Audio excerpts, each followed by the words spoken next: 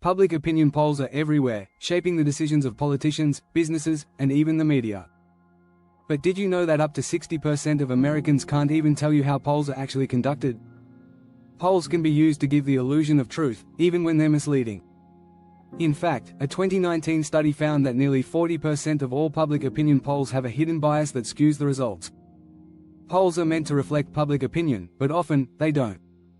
Instead, they are carefully designed to create a narrative. They influence everything from elections to policies and even daily news. Ever wonder why certain results seem to confirm your views, while others don't? The truth is, polls can be twisted in many ways. In this video, we're diving deep into how polls can be manipulated. From leading questions to strategic timing, we'll uncover the dirty secrets behind how public opinion is shaped. Stick around, and you'll never look at a poll the same way again.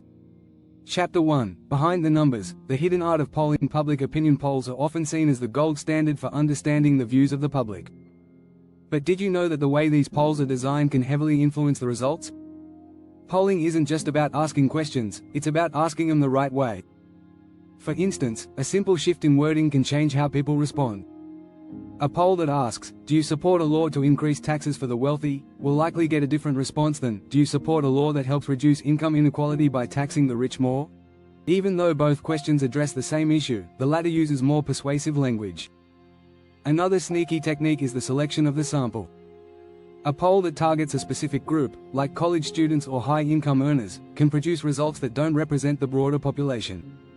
According to a study from the Pew Research Center, about 60% of Americans don't even know how public opinion polls are conducted.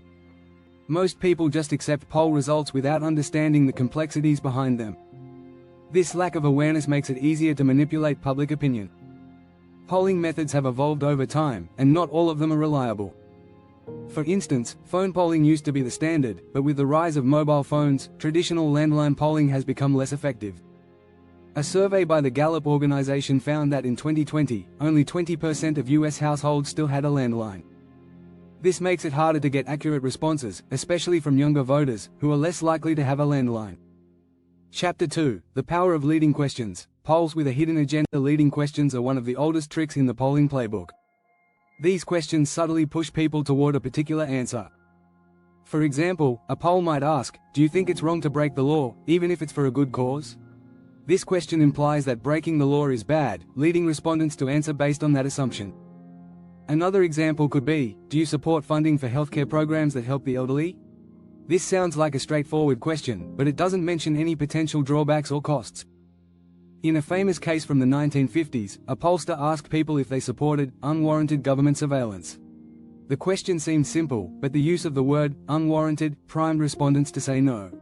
If the poll had used legal government surveillance, the results might have been drastically different. Psychological tactics also come into play when designing polls.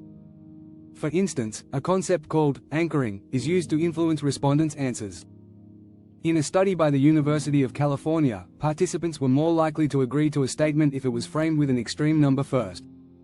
For example, if a poll starts by saying, "In the year 2020, 40% of Americans experienced some form of healthcare issue," respondents are more likely to say healthcare is a significant problem. Polling firms can even go further with the timing of a poll. Political polls are often released during critical moments, like right before an election, to influence voters' decisions. When a poll shows that one candidate is leading by a small margin, it might push undecided voters to choose the candidate who appears to have momentum. Chapter 3: Sampling Smokescreens. Who's really being asked? Not all poll respondents are created equal. In fact, who gets polled is one of the most critical factors in shaping the results. Sampling bias is a major issue, and it happens when certain groups are either overrepresented or underrepresented in a survey. For instance, if a poll is only conducted online, it misses people who don't have internet access, like older adults or low-income families. In the 2020 election, about 23% of Americans did not have access to broadband internet, yet many polls still relied on online surveys. Another form of bias is geographic bias. Many national polls tend to focus on urban areas, where people are more likely to have access to technology and political news. However, rural areas, where views might differ significantly, are often underrepresented. In a 2019 survey by the Brookings Institution, nearly 40% of rural Americans said they felt that their voices weren't heard in national politics. This disconnect can lead to misleading poll results that don't accurately reflect the nation as a whole. Sometimes, pollsters may intentionally choose a convenient sample, asking a group of people who are easy to reach, rather than a truly random sample. This technique can skew results in favor of certain political ideologies. In one notable case, a 2016 poll conducted by a prominent firm in the UK used a sample from only affluent neighbourhoods. Unsurprisingly, the results overestimated support for staying in the European Union. It's not just the sample size that matters, but also the makeup of the sample. A diverse group should be included in any poll to ensure its accuracy. The age, race, and even political affiliation of respondents should mirror the population's diversity. The 2020 US presidential election polls, for example, were often criticized for underrepresenting Latino and African American voters. A lack of diversity in the sample contributed to some inaccurate predictions about voter turnout. Don't forget to subscribe to stay informed on how polls influence politics and everyday decisions. Chapter 4: Push Polls. Deceptive tactics that shape elections. Push polls are not your typical surveys. They're designed not to gather opinions, but to change them.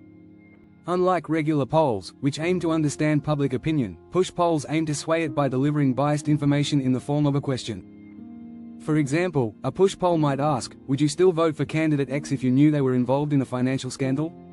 This question implies wrongdoing, regardless of the truth, leading respondents to reconsider their choice based on misleading information. These tactics can be particularly harmful in election seasons. In the 2000 US presidential election, there were numerous reports of push polling aimed at influencing voters in key battleground states. For instance, a push poll targeted Florida voters by asking if they would still support George W. Bush if they knew about his history with drug use. While not based on fact, this type of question was effective at casting doubt on Bush's character during a critical time. Push polls don't always rely on direct misinformation. Sometimes, they use a technique called framing to twist the way people perceive an issue. By presenting information in a certain way, pollsters can alter how people feel. For example, a question that asks, do you agree with the government's decision to cut Social Security benefits, is designed to provoke a negative response. If the question was reworded to say, do you support reforming Social Security to ensure its future, the response could be vastly different. Though push polls are unethical, they can be difficult to track. Often, the groups conducting push polls don't publicly reveal themselves, and their influence is only felt when the misleading results are reported. In 2016, a push poll in Michigan falsely claimed that Hillary Clinton had lost support among African American voters, potentially influencing turnout on election day. These polls are a prime example of how information can be used to manipulate, not inform, the public. Chapter 5: Media Manipulation. Polls as a tool of persuasion. Polls are powerful. So powerful, in fact, that they can become tools of persuasion when used by the media. Poll results are often used by news outlets to shape public perception, sometimes more than they reflected. The phrase, bandwagon effect, describes this psychological phenomenon, where people are more likely to support a candidate or idea simply because it appears popular. Media outlets, knowing this, often amplify polling results to give the illusion that one side is gaining momentum. In the run-up to the 2016 US presidential election, polls showed varying levels of support for both Donald Trump and Hillary Clinton.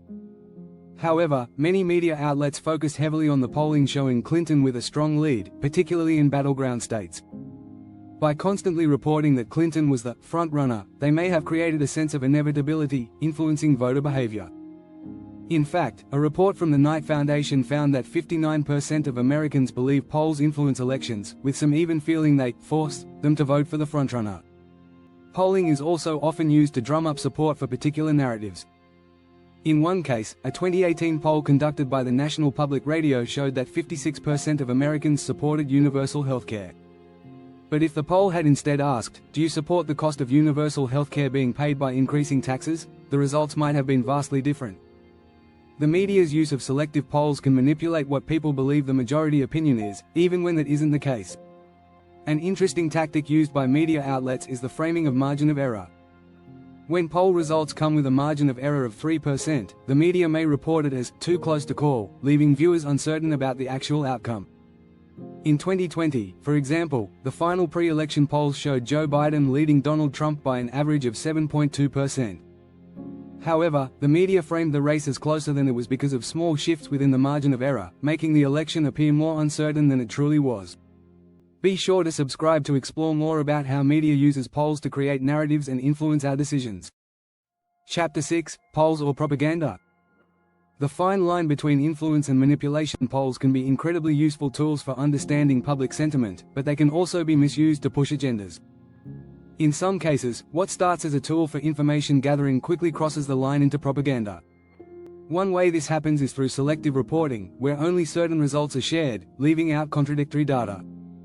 If a poll shows that 60% of people support a policy, but another poll shows that only 35% do, the media or political groups may choose to report only the larger number, effectively manipulating public opinion. One major concern with polls is how they can be used to create a false consensus. By releasing polls that show overwhelming support for a particular policy or politician, pollsters can give the impression that everyone agrees, even when this is far from the truth. For instance, a poll conducted in 2019 by the Ipsos Institute claimed that 75% of Americans supported stricter gun control laws. But when the same poll was conducted with a broader sample that included more rural voters, that number dropped to 55%, showing the issue was far less clear-cut than reported. A particularly troubling example comes from North Korea, where the government conducts public opinion polls that are reported as being overwhelmingly supportive of the ruling regime. These polls, however, are taken with little to no transparency or scrutiny, and the responses are likely shaped by fear of retaliation. The use of polls in authoritarian regimes demonstrates how easily public opinion can be manufactured and manipulated. In democratic countries, the line between influence and manipulation can be more subtle but still dangerous. Political groups may commission polls designed to elicit specific responses, then use those results to rally support for a cause or candidate. A study from the University of California showed that 70% of Americans have seen a poll result that seemed too good to be true, yet still accepted it at face value. Ultimately, the power of polls lies in how they're interpreted and used. Poll results can provide insight into public opinion, but they can also be twisted to create false narratives. As consumers of information, we must be aware of the tactics used to shape how we think. The next time you hear about a poll, take a moment to consider, is it truly reflective of the public's opinion, or is it part of a larger effort to influence the way we view the world? Don't forget to subscribe for more insights on how polls are used in shaping our thoughts and decisions.